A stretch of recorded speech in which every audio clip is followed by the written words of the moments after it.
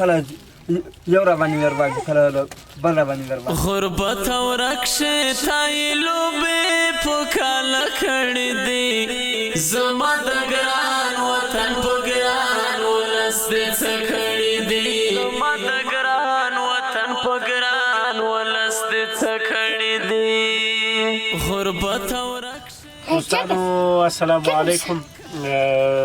دلته په کرنه ښار کې له ښاره لیک پرې کړي سیف الدین ورور چې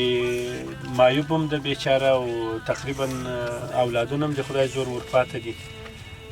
کورنۍ نشي ساتلی او دوی په دې راکړه سوي چې دلته یو کار پیدا کړي خو کار نشته وچکالي ده وچکالي ده هیڅکله اوبه نه پیدا کېږي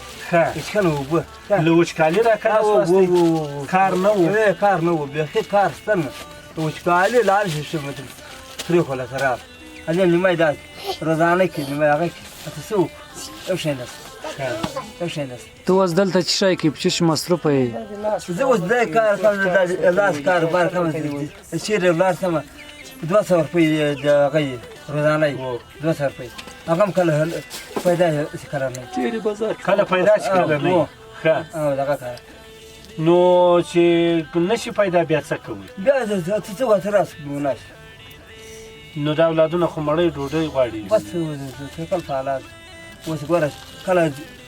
یو را باندې مهربان دي کله بل را باندې مهربانه ما باندې بس دغه کار ته خو داسې ښه روغ هم نه یې د کار روغ نه یم کار خو نه یم کار نه یم مریض یم ته یو کنکلی کاروبار څوک درته برابر کړي بیا یې کولی سې په مخ یې وړای سې مثلا یوه کوکه دې چې درته برابره کړي ګرځنده ته چې شی کې خرڅوي او بازار کې ګرځې لاسې ریړوي کراچي یي مثلا شیان دې پکې ایښي او خرڅوي یو شی د ورځې خرڅوي یو څه ګټه پکې کړي بېرته هغه خو مې پوس کې ناست څوک راته برابره نه خو چې یو څوک یې درته برابره کړي بیا یې کولی سې کولی سې دغلته خو څه د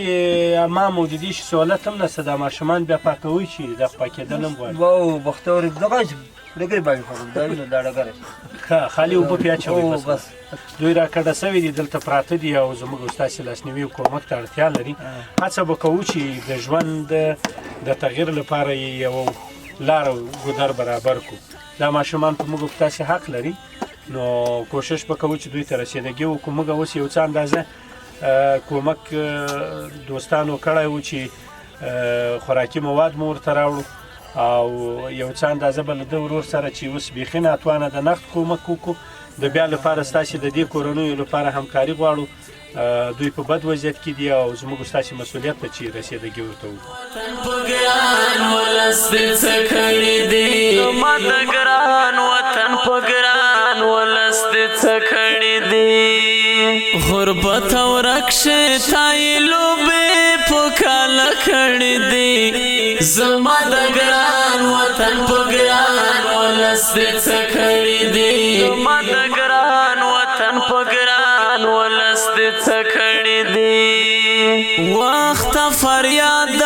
غریبانو لیکړه په نس د وږو افغانانو لیکړه په نس د وږو افغانانو لیکړه وخت فریاد د غریبانو لیکړه په نس د وږو افغانانو لیکړه په نس د وږو افغانانو لیکړه حساب کېږي کچا بد او کچا ښه کړي دي